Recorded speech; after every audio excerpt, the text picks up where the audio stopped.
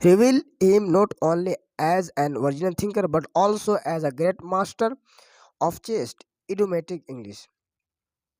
Reveal दिखाते हैं original thinker, जो व्यक्ति खुद से नए विचार सोचता है, दूसरों की नकल नहीं करता।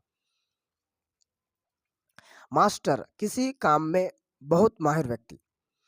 चेस्ट इंग्लिश, जब कोई व्यक्ति बहुत सही, साफ और व्याकरण के अनुसार अंग्रेजी बोलता है या लिखता।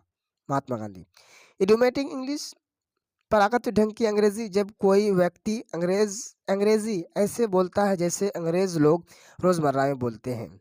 महात्मा गांधी बोलते थे। वे केवल खुद से नए विचार सोचने वाला ही नहीं थे, बल्कि शुद्ध और सुंदर अंग्रेजी के बड़े माहिर भी थे। Mahatma Gandhi. Talks about the sound foundation of Indian civilisation. Sound foundation, मजबूत आधार। जब किसी चीज की शुरुआत या आधार बहुत मजबूत हो तो उसे साउंड फाउंडेशन कहते हैं।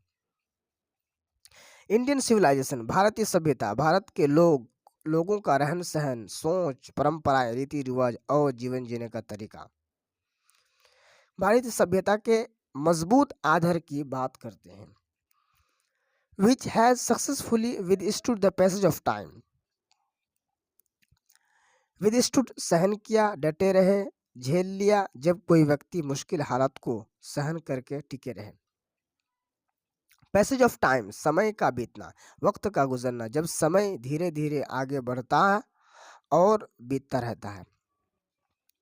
द वेस्टर्न सिविलाइजेशन, यूरोप और अमेरिका जैसे पश्चिमी देशों का रहन सहन, पहनावा, सोच, परंपराएं और जीवन जीने का तरीका। Which has the tendency to privilege materiality. Tendency, आदत, किसी तरफ बार बार जाना, आदत की तरफ झुकना, जब किसी व्यक्ति का स्वभाव किसी खास दिशा में जाने का हो। जब कोई काम बार बार करने का मन करे या स्वभाव आदत हो, वही टेंडेंसी है। उदाहरण, he has a tendency to laugh, उसे बार बार हंसने की आदत है। He has a tendency to get angry, उसे प्रिविलेज, अधिक महत्व देना, खास सुविधा, विशेष अधिकार।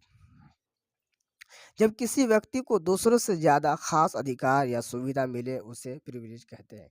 ही had the privilege to meet the leader, उसे नेता से मिलने का। मटेरियलिटी, भौतिक चीजें, धन, सुख, सुविधा, जो भौतिक चीजों को ज्यादा महत्व देती है। Materiality is increasing in modern life.